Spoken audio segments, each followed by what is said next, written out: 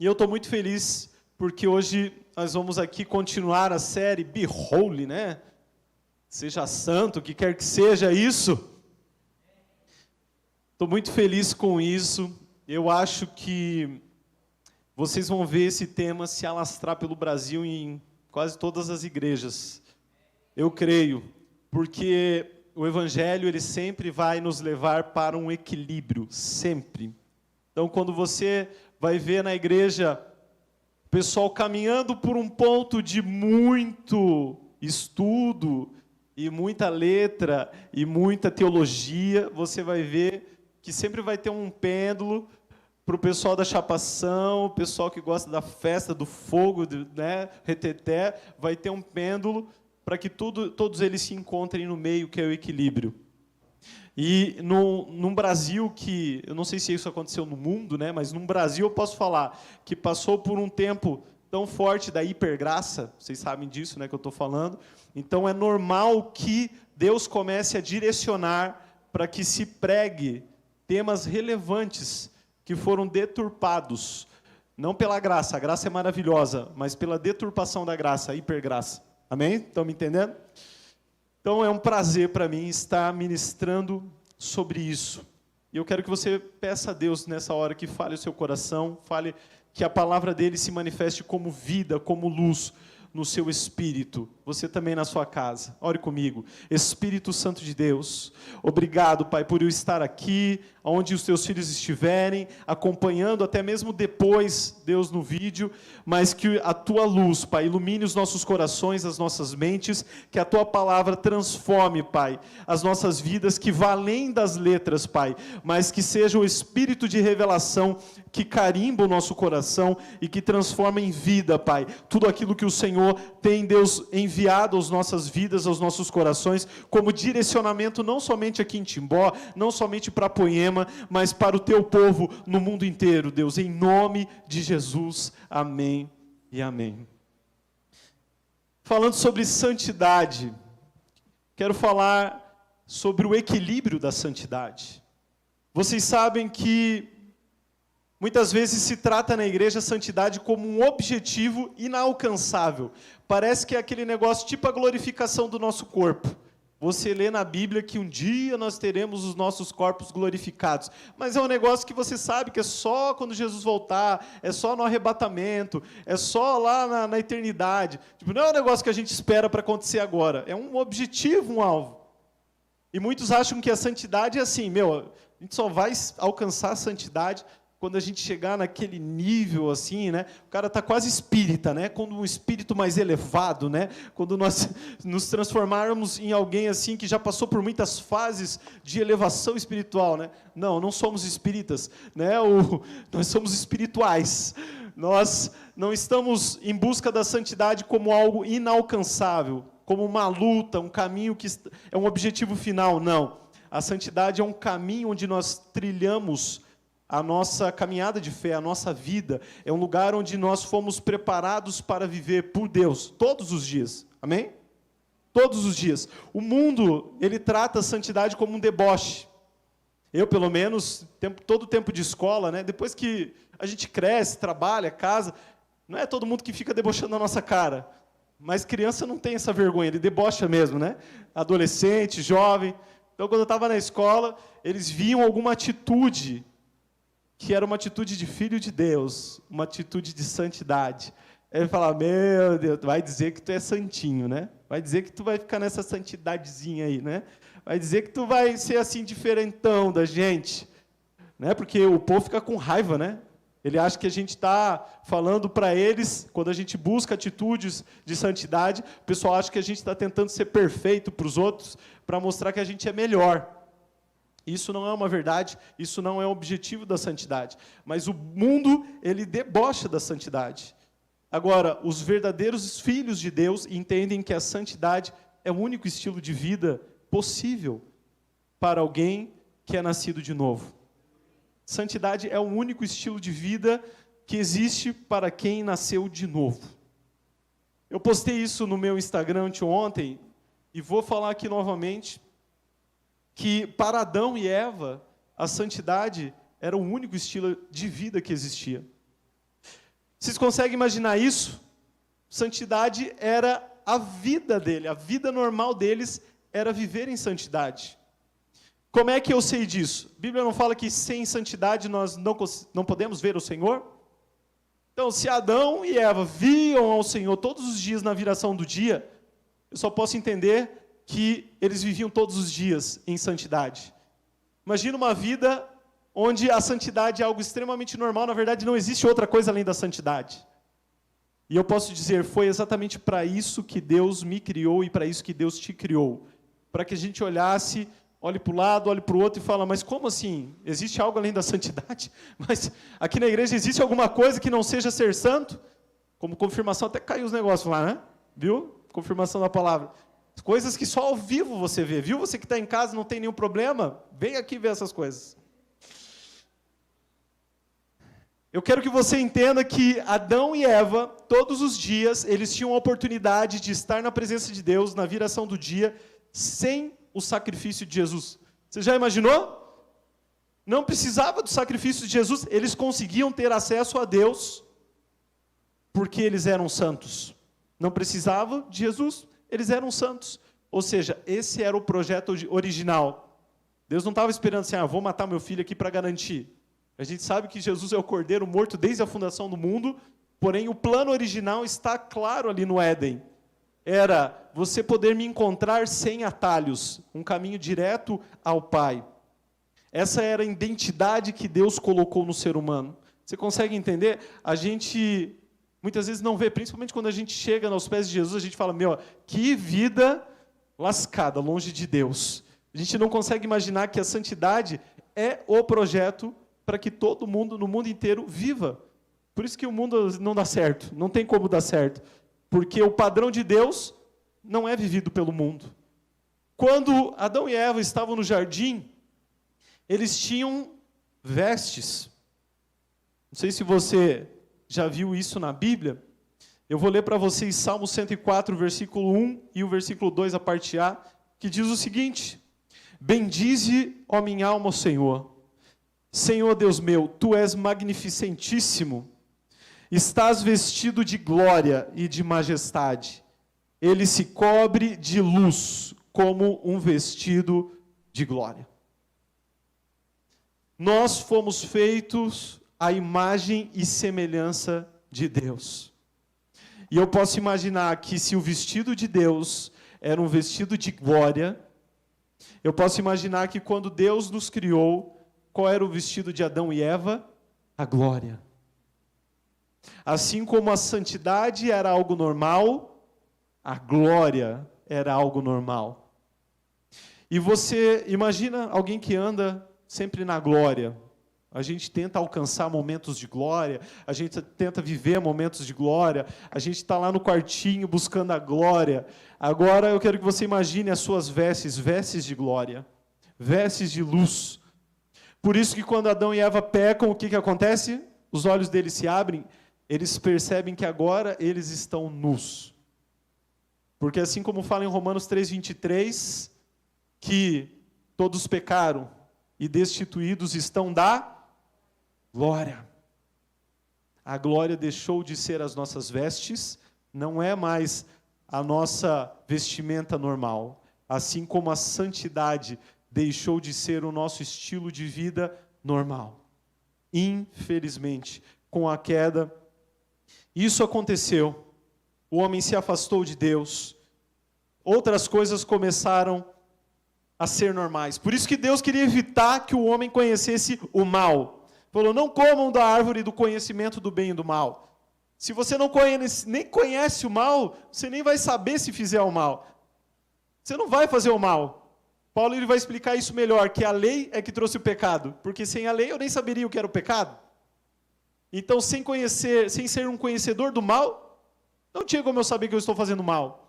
Deus queria livrar o homem disso. Não é que o homem, ele talvez não errasse, mas se ele andasse do lado de Deus, não tinha como errar, ele só ia aprender o certo. Mas ele sequer teria conhecimento, consciência disso. Eu sei que todo mundo tem um horário marcado com Adão, com Eva, na eternidade, para perguntar, o que foi que vocês fizeram? Por que vocês fizeram essa lambança, né? E eu acho que a resposta deles é: se você estivesse no meu lugar, você faria a mesma coisa. Eita, né? Todos precisamos da misericórdia de Deus. Mas, o que acontece? Depois da queda, nós começamos a viver um novo normal. Olha que palavra interessante, né? Um novo normal. Você já ouviu falar isso? Não, agora, pós-pandemia, nós estamos vivendo um novo normal. Só que a queda, o pecado, ela também trouxe, infelizmente, um novo normal. A gente está vivendo também, infelizmente, em muitas coisas, um novo normal. Qual que é o novo normal? A violência é um novo normal. Pessoas vivendo num ambiente de abuso, sendo abusadas, abusando os outros, relacionamentos abusivos se tornaram normais. Eu já conheci muitas pessoas que viveram relacionamentos abusivos, ou até estavam em relacionamentos abusivos, e daí a gente pergunta assim, mas por que você está num relacionamento abusivo?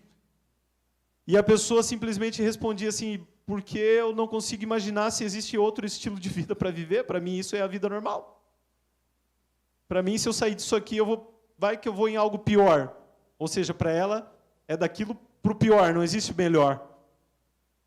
Pessoas que vivem num ambiente destruído, divórcio é normal. Quantas vezes eu já ouvi adolescentes, jovens falando assim, eu não vou casar, que se for para casar para divorciar, por que eu vou casar? Ou seja, ele já espera se divorciar. Ele tem uma certeza que ele vai se divorciar. Como se isso fosse o novo normal.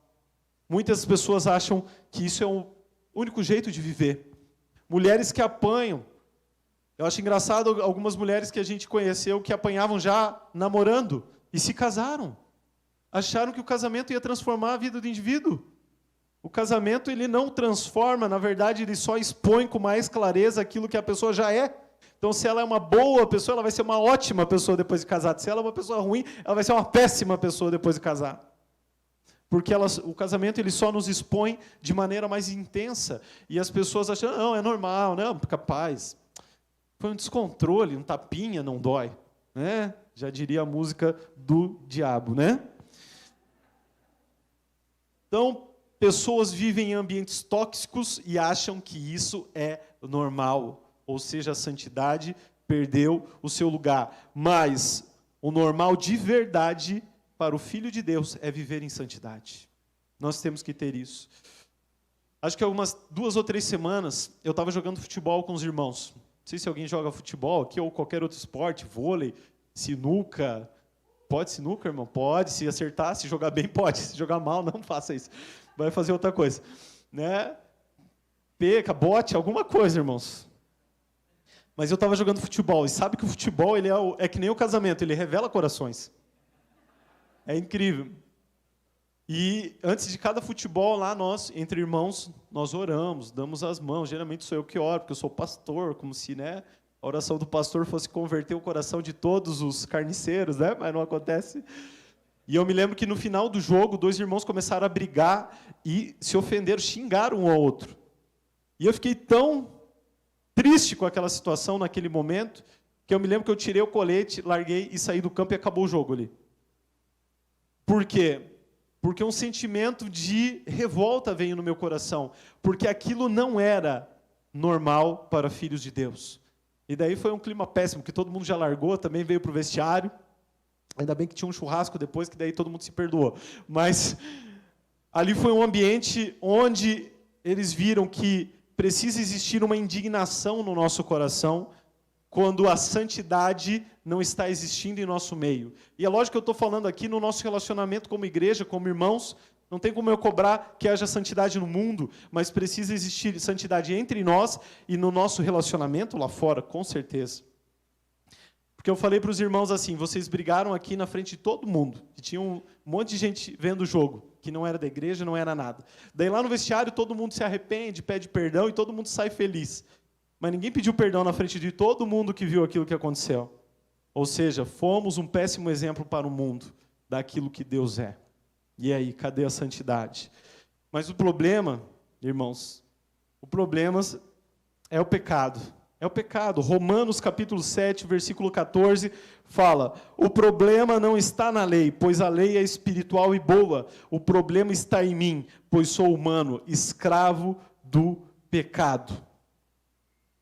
Então, quando Cristo nos liberta, nós conseguimos nos desvencilhar dessa escravidão do pecado. E nós começamos a nos colocar contra coisas que quebram a santidade. Vocês viram essa semana que na Argentina foi aprovado lá pelos deputados o aborto? Ainda não foi totalmente, porque vai para o Senado, mas vocês viram para qual caminho aquele lugar está caminhando, a Argentina?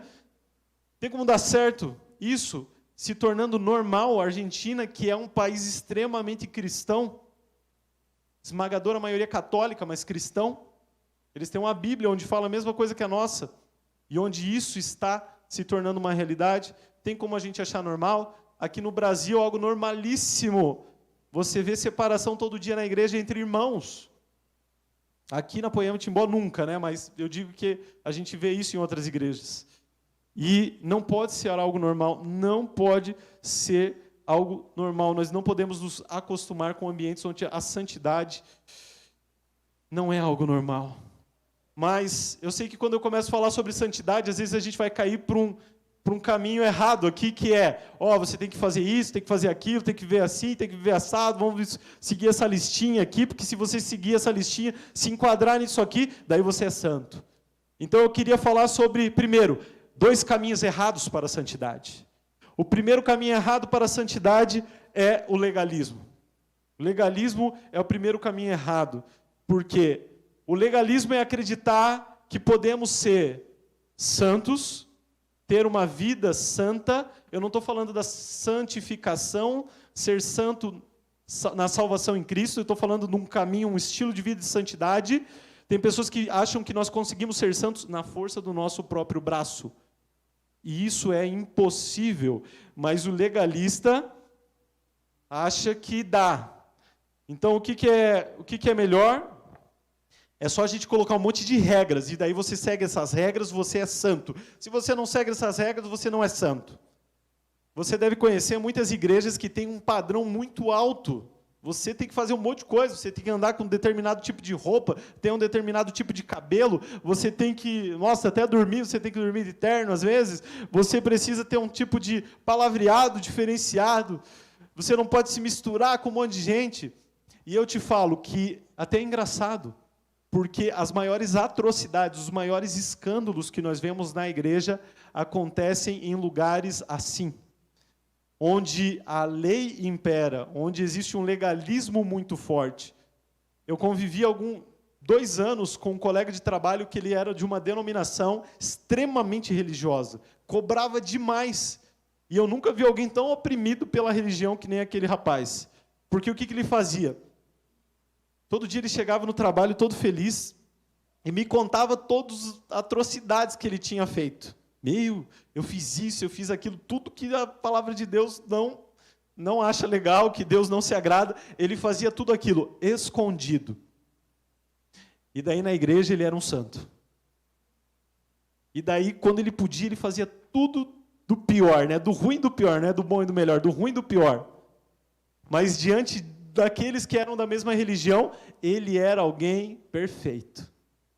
Onde impera o legalismo, acontecem as maiores atrocidades, porque as pessoas enxergam o peso que a lei faz sobre os seus lombos e não conseguem carregar. Então é muito difícil, filhos de denominações extremamente tradicionais, extremamente impositivas. Tradicionais, eu não estou falando de igrejas tradicionais que têm muitos anos, me entendam? Tem igrejas maravilhosas que têm centenas de anos. Eu estou dizendo igrejas tradicionais na lei, né? Elas impõem um padrão muito alto na lei, não pelo Espírito e não pela graça. Daí o que acontece? Uma geração de filhos que crescem vendo seus pais não cumprindo nas suas casas os padrões religiosos, porque ninguém aguenta, mas cumprindo lá na igreja. Na igreja está tudo certinho, no lugar de reunião está tudo certinho. Mas em casa é uma desgraça. É aquela velha frase, eu queria muito que o meu pai de casa fosse o mesmo pai da igreja. Eu queria que a minha mãe de casa fosse a mesma mãe da igreja, porque aqui ela é outra mulher, ela é louca. Meu pai aqui é um absurdo, é outra pessoa. Tomara que ele leve uma cama e more lá, porque lá ele é alguém, gente boa. E assim nós perdemos de religiões, de denominações extremamente tradicionais. A gente está lá com os velhinhos bombando, estão lá, não faltam, nenhum culto. Mas os filhos e os netos destruídos, desviados, acabou-se. Por quê? Todos tentando viver na base da força do braço. E aqui Jesus fala para os fariseus: vocês impõem cargas aos outros que vocês não conseguem nem com o dedo carregar. Vocês não conseguem nunca carregar isso. Esse é o caminho errado. Como o pecado é bom para a carne, fica difícil convencer através apenas da letra que a santidade é boa. Romanos 7, 18 ao 20, ele fala assim, eu sei que em mim, isto é, na minha natureza humana, não há nada de bom, pois eu quero fazer o que é certo, mas não consigo. Eu quero fazer o bem, mas eu não faço. Não quero fazer o que é errado, mas ainda assim o faço. Então, se faço o que não quero, na verdade não sou eu quem faz, mas o pecado que habita em mim. Ou seja, Jesus ele pega isso aqui, mas basicamente ele fala para os fariseus: fariseus, vocês são como sepulcros caiados, vocês são bonitos por fora e vocês são podres por dentro. Vocês tendem por pai o diabo, porque vocês fazem a vontade dele e não a vontade de Deus. Jesus ele era bem enfático contra eles. Já pensou se chamar de filho do diabo? E o cara era o que mais tentava respeitar a lei. Mas é aquele negócio, honrava com os lábios, o coração estava longe, longe, muito longe. Daí, o que acontece? A galera olha aquela igreja fria, só na lei, todo mundo ali na base da palavra, apenas do conhecimento teológico, conhecimento bíblico, só na letra. E eles falam, esse povo aí é muito frio, esse povo aí leva um fardo muito pesado, esse povo tudo se desviando aí, ninguém consegue os filhos, não dá para viver, eles vivem só na igreja, fora da igreja, né, não dão exemplo para ninguém. Nós temos que buscar o Espírito, nós temos que buscar experiências, nós temos que ir atrás de Deus, nós temos que ter o fogo de Deus. E daí o pêndulo da santidade vai para o outro lado, que é aqueles que buscam a liberdade e acabam caindo na libertinagem. O que acontece com esse povo? Ele é uma resposta ao legalismo. As pessoas começam a buscar lugares do fogo. Oh, Deus, eu quero o lugar do fogo. Aqui também, né? Tem fogo, glória a Deus, né? Mas tem gente que só gosta do fogo, meu irmão. Tem gente que só quer revelação, né? Acaba encontrando desrevelamento no meio também, né? Tem gente que gosta de muito profeta, eu quero profecia, acaba encontrando a profetada também, né? Terrível.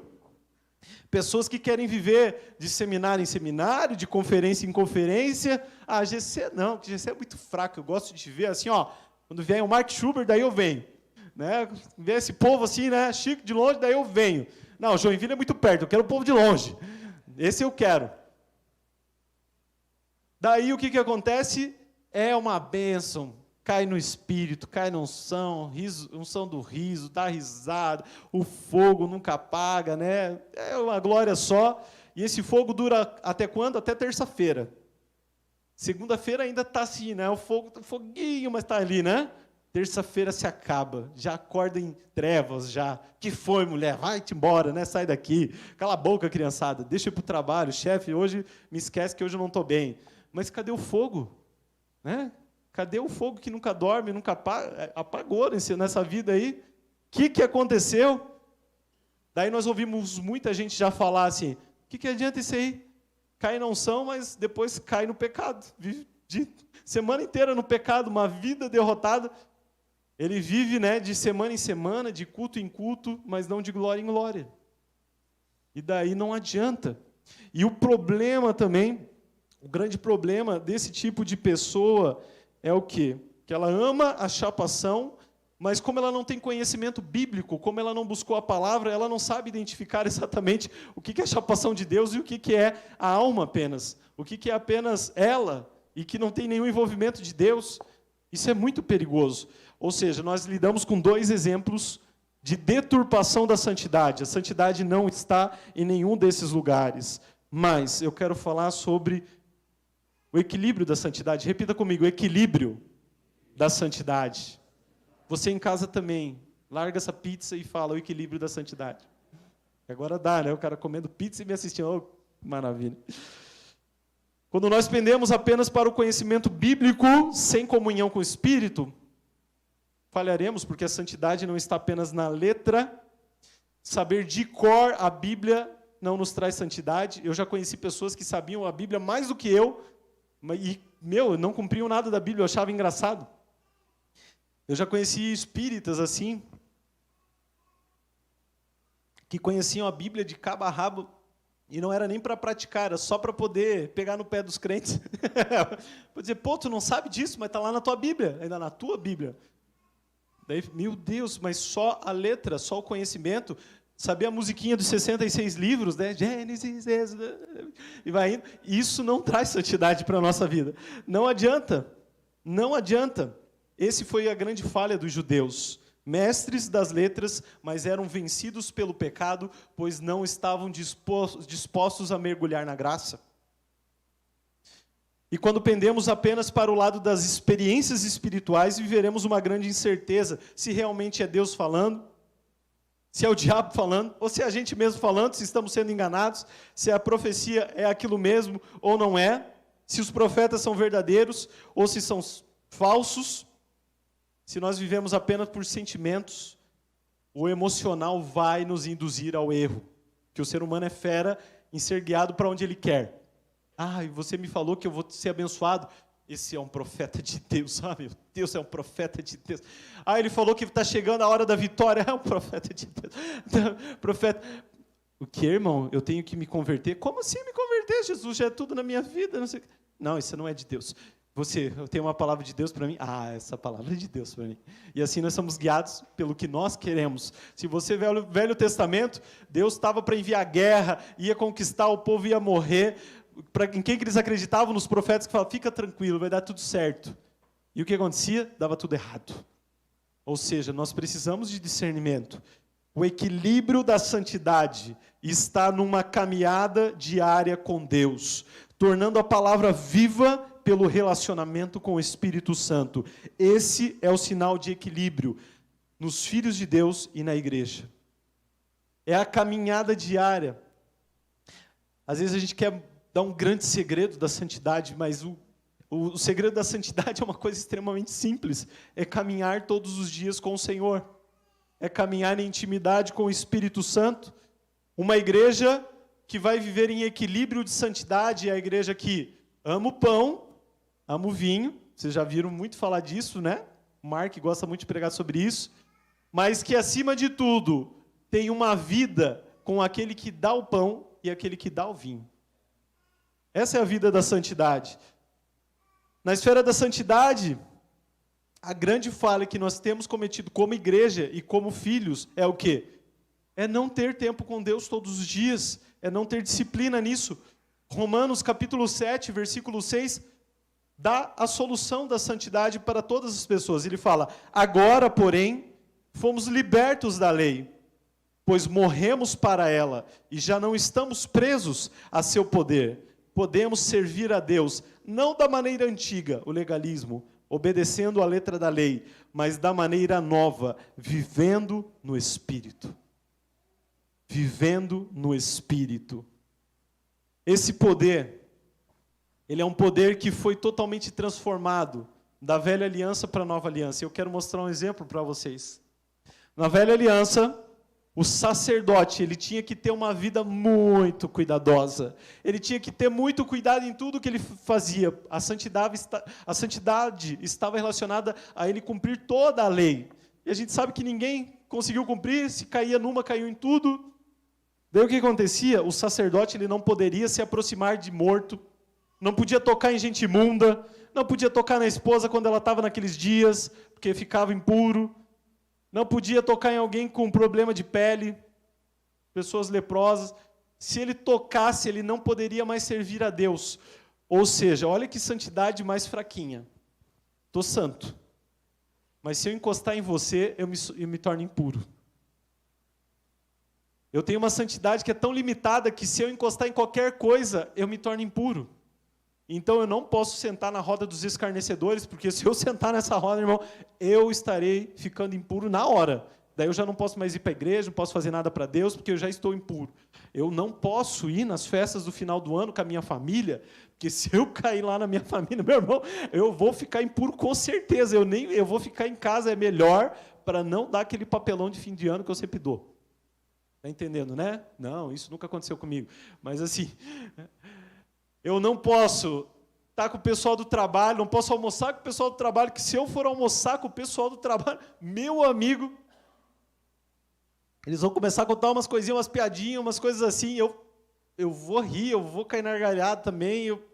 É melhor eu almoçar sozinho aqui em santidade, que daí eu posso fazer uma oração, agradecer a Deus. Até contando uma história engraçada, o nosso bispo lá na igreja, quando ele se converteu, ele estava na empresa, chão de fábrica, né, indústria, e ele foi orar assim, ele fechou os olhos, a comida aqui, e agradeceu a Deus pelo alimento. E daí, quando ele abriu os olhos, tinha sumido o alimento. Alguém foi lá de sacanagem e pegou o alimento. Daí, a partir daquele dia, ele começou a orar de olho aberto. Senhor, obrigado, Pai, por esse alimento. Eu tenho que ficar esperto. Então, irmãos, precisamos ficar espertos. Mas tinha gente que era muito, assim, cuidadosa. Então, o sacerdote, ele estava cuidando aqui e cuidando ali. Por isso foi tão impactante o dia que Jesus, ele foi interpelado por um leproso. Não sei se você lembra dessa história, mas ela está lá em Marcos capítulo 1, versículo 40. Ela diz assim, ó, aproximando-se dele um leproso, e rogando-lhe, e pondo-se de joelho diante dele, lhe dizia, se queres, bem podes limpar-me. E Jesus, movido de grande compaixão, estendeu a mão e tocou e disse, quero. Fique limpo. E tendo ele dito isto, logo a lepra desapareceu e ficou limpo. Hebreus fala que Jesus é o nosso grande sumo sacerdote. Mas se ele fosse um sumo sacerdote normal, ele nunca se aproximaria de um leproso. Levítico, eu posso dar até a referência para vocês, Levítico 13:45 falava que o leproso tinha que morar sozinho, longe, quando alguém aparecesse perto ele tinha que gritar e dizer, eu sou imundo, eu sou leproso, para ninguém tocar nele. Mas você que Jesus, ele tem um poder todo especial, muito maior, que quando ele toca e ele tem esse poder, ele vai lá e toca o leproso, em vez de ele ficar imundo, o leproso se purifica. Esse é o poder que Deus nos traz dentro do sacerdócio, nós somos reis e sacerdotes. Então, se na velha aliança eu tinha que ter um extremo cuidado para não pisar em nenhum lugar imundo, na nova aliança eu só preciso ter uma caminhada com o Espírito Santo e entender se os lugares onde eu estou são os lugares que Deus me enviou. Porque não importa se for um lugar ruim, não importa se for um lugar péssimo, se for lá no meio da família, se for, às vezes até num bar, se for em qualquer outro lugar, mas se você está lá, enviado por Deus, se você está cheio do Espírito Santo de Deus, não é o lugar que vai tornar a sua vida impura, mas é a sua santidade que impactará aquele lugar. Esse é o poder que, através da graça, nós temos. Por isso, o que nós mais precisamos é viver com Jesus. O problema é que muitas pessoas não levam a sério a vida diária com Deus. Não levam a sério o quartinho. Não levam a sério o secreto. Nós precisamos andar com o secreto em todos os lugares. Você pode viver o secreto onde você for. Você está no seu carro, você começa a falar em línguas, você começa a clamar, o secreto vem naquele lugar. Você está na sua casa, você começa a clamar, o secreto vem naquele lugar. Você está trabalhando e você começa a pensar em Deus, se relacionar com Deus, e de repente o secreto está naquele lugar. Você está alimentando o secreto em todos os momentos, dentro do seu coração, a sua vida com Deus, sempre buscando ouvir a sua voz. Mas o que acontece? Marcam lá com o pastor, né? Com a gente. Tem lá o atendimento, daí senta o casal, olha, a gente está com luta, a gente está com problema, a gente está não sei o que lá. Geralmente eu pergunto assim, como é que está a sua vida com Deus? Como é que está a sua busca diária a Deus? Olha, eu ainda estou para encontrar uma pessoa que falou assim, está 100%. Pastor, está lá em cima. Meu Deus, eu nunca vivi tanta glória na minha vida com Deus. É só o meu casamento que está péssimo, mas com Deus está maravilhoso. Não estou dizendo que uma pessoa que está maravilhosa com Deus não pode estar passando por dificuldades no casamento. Mas eu estou dizendo que praticamente qualquer problema, pastor, eu estou enfrentando dificuldades nessa área, eu estou caindo nesse pecado, eu estou caindo naquele. E o que eu vejo, e converso com outros pastores e outros líderes, quando você chega e pergunta como é que está o seu caminhar com Deus, o problema é que as pessoas não têm investido, não têm disciplina em ter uma vida diária com Deus. E daí elas vão tentar buscar santidade na letra, ou vão tentar só viver do fogo, e não dá certo. Todo problema é um problema da presença de Deus. E toda solução acontece com a presença de Deus nas nossas vidas. E é isso, e chega. Se a gente só entendesse isso na nossa vida, estava tudo certo. Mas eu estou cheio de problemas, às vezes eu não consigo, não dá, é complicado.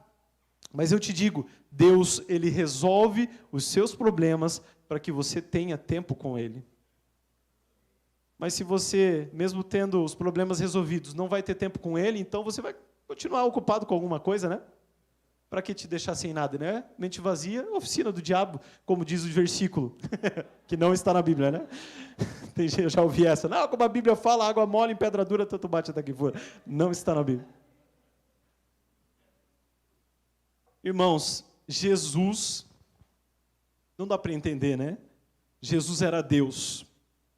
Ele pegava, ia para o monte e orava a madrugada inteira. Dá para entender uma coisa dessa? O próprio Deus tirando tempo para orar.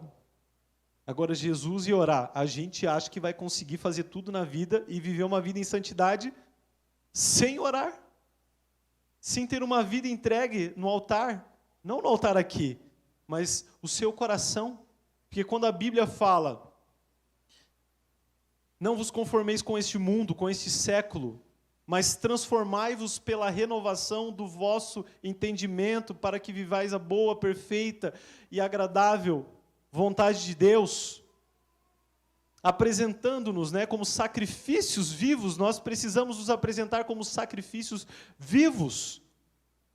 E um sacrifício vivo, nós precisamos nos entregar num altar. O altar do nosso coração. E a espada que mata um sacrifício vivo é a espada da palavra, não adianta. Então, pessoas que não têm um caminhar com a palavra, como vão caminhar em santidade? Não tem como. Não sabe nem a musiquinha dos livros da Bíblia, não conhece a Bíblia, não faz nada da Bíblia. Acaba falhando num dos caminhos da santidade. Acaba se deturpando nesse caminho. Se Jesus orava, Ele buscava, como eu não vou fazer isso? Porque Ele era Deus, galera. Não sei se você consegue imaginar, Jesus era Deus, e Ele ia orar ainda, tirava tempo para orar. Daí você tem uma passagem da Bíblia que fala, Jesus foi para o monte orar, e descendo do monte, encontrou os fariseus. E os fariseus perguntavam algo para Jesus, e Jesus, conhecendo os seus pensamentos, lembra que tem essas expressões na Bíblia? E Jesus conhecendo os seus pensamentos. Como é que Jesus conhecia aqueles pensamentos? Irmão, ele ficou a noite inteira orando no monte. Daí fica fácil conhecer os pensamentos, porque ele tinha tido intimidade com o Espírito Santo de Deus. Agora, como viver numa igreja? A igreja pode ter o nome mais legal do mundo, tipo Poema. Ela pode ser demais, maravilhosa. A igreja ela pode ser sensacional, como a igreja de vocês é sensacional. Mas mesmo você estando talvez na melhor igreja de Timbó, amém? Amém, glória a Deus. Amém aí em casa também, né? Eu não estou te ouvindo de volta então, mas Deus está. Não adianta você estar na melhor igreja, você estar no melhor GC, você ter o melhor líder. Se você não se posiciona como filho de Deus e tem tempo com Deus, não adianta, você não vai conseguir caminhar em santidade. Viver em comunhão com irmãos que caminham com santidade é essencial, é maravilhoso. Mas como o nosso chamado não é para viver sempre com pessoas santas, no sentido de que tem uma vida em santidade, mas é a igreja é chamados para fora, a gente vai ser enviado para pessoas que precisam da luz. Nós seremos essa luz.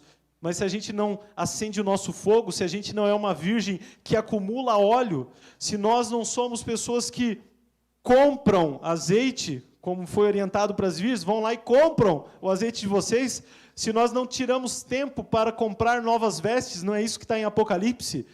Né? Você é morno, você não é frio, você não é quente, você é morno. Aconselho-te que de mim compres ouro, novas vestes, colírio. Como é que você compra se a gente não tem dinheiro? Você tem algum dinheirinho espiritual? Eu só conheço um dinheiro espiritual, tempo. Tempo é dinheiro espiritual. Você dá o seu tempo e você adquire o que você quer. Você dá o seu tempo no seu trabalho, na sua faculdade, você se torna um melhor estudante, um melhor profissional.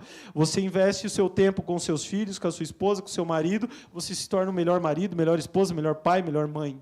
Você investe um tempo num joguinho, né, daí você se torna mestre naquele joguinho. E tem gente que está na igreja e só é um mestre do joguinho. Mas não é um mestre da santidade, não é um mestre da humildade, não é um mestre do Espírito Santo. Por quê? Todo o tempo que ele tem na vida dele, ele está investido em várias coisas, menos em tempo diante da presença de Deus. Uma das coisas, eu não jogo esse jogo, tá? Mas eu sei que existe. Tem um jogo chamado CS, Counter-Strike. Já ouviram falar nesse jogo? Amém. Quando alguém joga contra você, realmente eu não jogo, mas eu sei dessa informação, tá? Realmente eu não jogo, pessoal. Pode perguntar para minha esposa. Eu sei que dá para ver as horas que o outro jogador tem, para você ver o nível de experiência que ele tem. E daí eu estava vendo esses dias um vídeo lá e eu vi um cara que joga esse jogo comentando, ele dizendo, esse aqui tem 10.000 horas de jogo. Eu falei, 10.000 horas de jogo, cara, ele deve ser sensacional naquilo. Agora, eu fico imaginando alguém que você possa dizer, esse cara tem 10.000 horas de oração. Ele tem 10.000 horas de quartinho. Ele tem 10.000 horas largado na presença de Deus. Como é que essa pessoa não consegue queimar pelo Espírito Santo todos os dias? Como é que essa pessoa não consegue impactar outras? Como é que essa pessoa, assim como o outro surpreende os outros com o jogo, como é que essa pessoa não vai surpreender com a vida? Não tem como. Não tem como. E aqui eu vou usar um exemplo que é a academia. Né? Posso usar o exemplo da academia? Irmã, se eu tiver errado, você pula aqui no meu pescoço, tá? Mas de leve, tá? Que eu não estou fazendo academia. Então, pessoal, academia. Você faz todos os dias. 1 ano, 2 anos, todos os dias. O dia que você parar, vai levar muito menos tempo para você perder tudo que você ganhou do que o tempo que você investiu para ganhar aquilo. Então, você lutou para ganhar toda aquela massa muscular. Se você parar, rapidinho você perde tudo. Tem muita gente que investiu muito na santidade pessoal, investiu em tempo com Deus, investiu em oração, e de repente se perdeu no caminho e parou, e cansou, e desanimou. E eu te garanto que é igual a academia. Você pode ter virado o Hulk, espiritualmente falando, né? Você é alguém extremamente forte em tudo, não só na santidade. A santidade acompanha as outras coisas. Mas se você parou rapidinho, você perde tudo aquilo. Rapidinho. E é engraçado que quanto menos tempo você tiver de exercício na academia, mais rápido você perde. Alguém que malhou 10 anos, ele vai demorar muito mais para perder essa massa muscular do que alguém que treinou 1 mês. 1 mês acho que não ganha quase nada, né? Só está doendo. Só está doendo. Tipo oração, né? Quem nunca ora, quando a galera, eu não consigo orar, me dá sono, me dá enjoo, me dá raiva, me dá tristeza, eu não consigo, eu já sei que é tipo, primeiro dia de academia, né? Primeira semana, o cara que fala sempre que não consegue orar, eu falo, mas esse cara está sempre no meu primeiro dia da academia. Porque alguém que está há muito tempo é aquela pessoa que fala assim, não, já me dá prazer. No começo foi difícil, mas hoje eu tenho prazer nisso. É demais. É como alguém que cuida muito da sua alimentação. Já viu alguém que é rigoroso com a sua alimentação? Tipo, não sou eu, né? Talvez não é você também, mas já vimos alguém. Quando alguém vê que é rigorosíssimo com a alimentação, essa pessoa, quando ela deixa de ser rigorosa, rapidinho os outros percebem.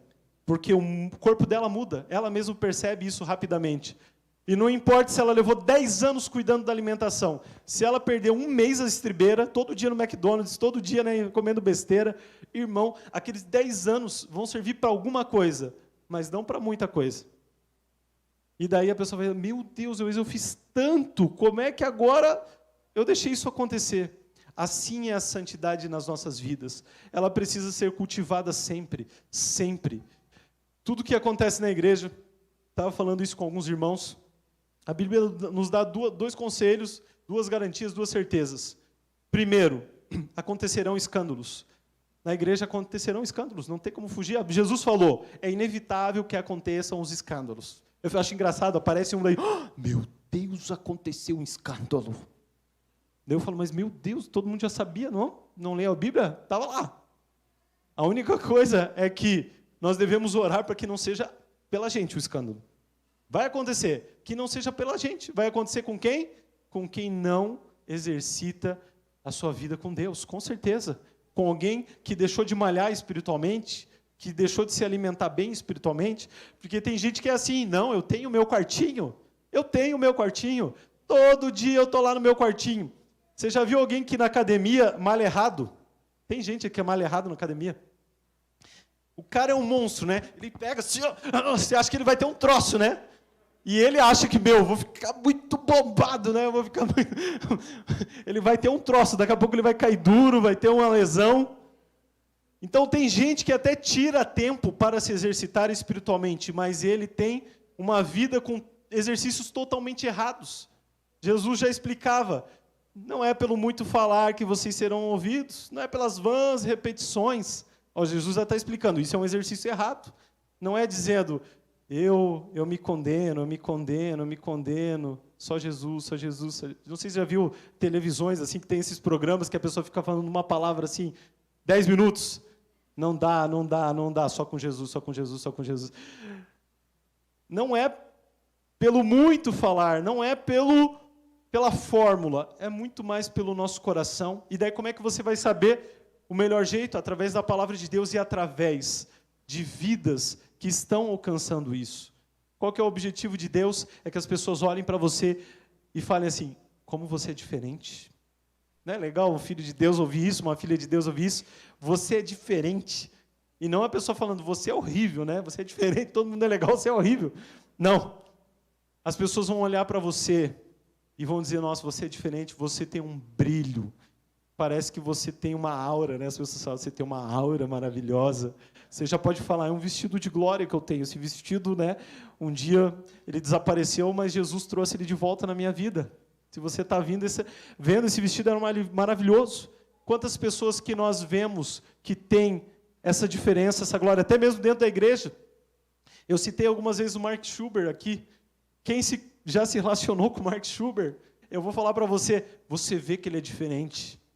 Você vê que ele cultiva algo que nem todos cultivam. Você vê que, às vezes, a pregação dele não vai ser a pregação mais homileticamente correta, talvez com a melhor da teologia aprofundada, mas vai ser uma pregação impregnada da presença de Deus e de alguém que tem um backstage ali, um negócio lá por trás, assim, poderosíssimo. Eu me lembro que, quando o Cris foi ordenado ao ministério, eu estava lá no Fire Refine daquele ano, vendo, não conhecia ainda, mas eu estava assistindo essa cena, e nem ele sabia, né, no dia, acho. Mandaram ele ajoelhar, ó, a gente vai te consagrar, né, ele perguntou, é engenheiro? Não, é o pastor mesmo, vamos lá. E naquele momento, subiu para ministrar o Danduque, não teve aqui ainda, né, ou teve já? Quem sabe não vem aí, né? E eu achei engraçado, porque nós estávamos sentados, e o Danduque chegou, ele nem pregou, ele só começou a rir, pessoal. Ele só começou a rir. Eu tento, às vezes, eu chego já rindo. E não tem o mesmo efeito. Eu não sei se eu...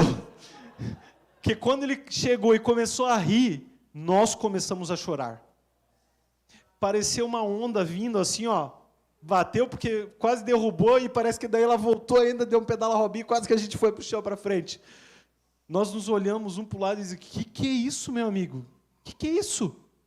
Ele não precisou falar muitas palavras para emocionar, mas a vida que ele tem com Deus é aquele, né? Me busque no secreto, eu te revelo publicamente. E assim será a sua vida. Você fala muitas vezes, eu sei que nós falamos, eu sei que nós queremos ganhar vidas para Jesus, eu sei que nós, Deus meu, como é que eu posso falar melhor, como é que eu posso arrumar uma oportunidade, como é que eu arrumo um jeito de evangelizar, mas a vida com Deus, ela vai te trazer muito mais benefícios nesse momento, porque você vai chegar, a glória já vai vir, e daí você vai ter o poder de purificar através das suas palavras, do seu toque. A pessoa vai dizer, nossa, eu estava com o dia tão mal, mas agora que você está falando comigo, eu estou me sentindo tão bem, porque ela já começou a sentir qual é a realidade da presença de Deus.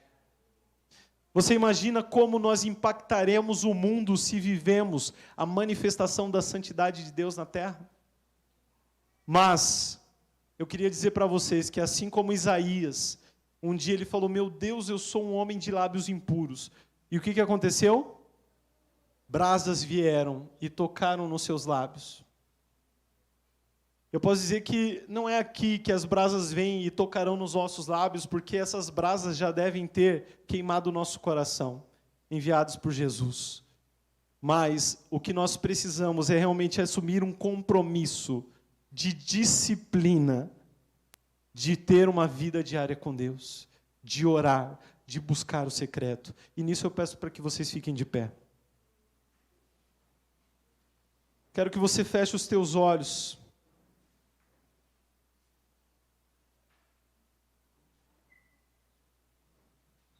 Quero pedir que o louvor venha aqui. E eu quero que tanto você que está aqui, como você que está na sua casa, nos assistindo. Irmãos, eu posso dizer que Jesus, quando ele subiu lá no monte e falou as bem-aventuranças, se você vai ver as bem-aventuranças, é uma bem-aventurança mais simples que a outra, é uma palavra mais simples que a outra. Mas aquilo é fonte de vida, quem vive aquilo, vive a vontade de Deus, é incrível. Às vezes nós estamos buscando grandes segredos de santidade, mas o maior segredo de santidade é nos prostrarmos todos os dias aos pés de Jesus. E não tem nada aqui que vai vir na sua vida e falar, agora você está vivendo santidade, agora você está trilhando um caminho de santidade. Mas é possível que nessa noite nós assumamos um compromisso de dizer, Deus, eu quero estar segunda-feira, terça-feira, quarta-feira, quinta-feira, sexta-feira, sábado, domingo. Eu quero estar todos os dias na Tua presença, Pai. Eu preciso da Tua ajuda para isso, Senhor. Eu preciso da Tua ajuda para isso, Senhor. Eu acho muito legal o Mark, muito legal o Dan, legal o Lê, eu acho muito legal todo esse povo que vem e a gente sente a Tua presença, Senhor. Mas eu não quero depender de pessoas para trazer a presença, porque o Senhor já abriu um livre caminho para que você alcance essa presença na sua vida e a santidade se torne a normalidade. Então eu quero que você ore comigo assumindo um compromisso com Deus. Se você não tem, levado a sério esse compromisso, alguns querem começar uma dieta, alguns querem começar a academia, alguns querem começar tantas coisas, mas o que nós precisamos de verdade é começar a levar a sério a nossa vida com Deus, e a santidade será uma consequência. Então você que às vezes já foi muito mais fiel nisso, você que já teve muito mais sede, muito mais fome, que já buscou, mas deixou isso, que essa seja uma noite de arrependimento, para que você mude, para que você volte a se alimentar do pão, do vinho e da presença daquele que é a fonte de todas as coisas. Que você possa orar nessa noite dizendo, Jesus, eu estou aqui e eu quero de volta. Jesus fala que aquele que crê em mim, fontes de águas vivas fluirão do seu interior. Basta que nós creiamos que Ele é a fonte e nós estejamos nele. Espírito Santo de Deus, nós nos colocamos na Tua presença nessa noite, Pai. Um coração simples, Deus, um coração entregue, falando, Pai, nós não conseguiremos viver santidade pelas nossas próprias forças, Senhor. Nós não conseguiremos, Pai, só nos alimentar de culto em culto, de glória em glória, num seminário, numa convenção, na glória de um GC, na glória de um discipulado, na glória de uma grande mensagem, de uma grande palavra. Não, nós precisamos ser impactados pela glória do dia a dia, a glória que o Senhor já separou para nós no nosso quarto, no nosso carro, no nosso andar, no nosso caminhar, no nosso coração, Pai. Obrigado porque o Senhor não chamou apenas superstars, superestrelas, gospels, grandes pregadores, grandes músicos, grandes cantores para ter um momento, viver uma vida de intimidade. Obrigado porque o Senhor chama Maria, que se prostra aos pés e que aproveita tempo com Jesus. Obrigado porque o Senhor chama João, que se deita no colo de Jesus, e ali ele quer permanecer, aqui ele quer ouvir as batidas do coração. Espírito Santo de Deus, nos arrependemos como igreja por negligenciarmos muitas vezes a vida diária contigo, Pai, o tempo com Deus, o tempo a sós com Deus, negligenciarmos a oração, Pai, acharmos tantas desculpas, sermos ocupados, consumidos pelo entretenimento, Deus, pelos seriados, Deus, pelos games, por esportes, por família, até mesmo por coisas justas aos olhos humanos, mas que nós damos tanto valor, tirando, Deus, o tempo contigo, Espírito Santo. Nos arrependemos por não ser uma igreja que está mais perto de Ti, Senhor. Nós queremos estar aos Teus pés, Pai. Vem, Senhor, aos nossos corações. Sela, Senhor, cada coração com a Tua palavra, Pai. Eu sei que tem alguns aqui que estão caminhando nisso, que estão buscando, que estão clamando. Pai, aumenta o fogo nesses corações, Pai. Aumenta, Deus, a sede nesses corações. Aumenta, Senhor Jesus, a disposição. Aumenta, Deus, o sentimento de desespero, Senhor. Aumenta o inconformismo, Pai. Aumenta, Senhor, a entrega nas nossas vidas, Pai, de corações totalmente, Deus, derramados em Tua presença, Pai, que quebram, Deus, o vaso de alabastro, que quebram tudo aquilo que eles têm, que deixam coisas para trás para estar contigo, Jesus. É isso que nós queremos, Pai. É isso que nós queremos, Senhor. É isso, Deus.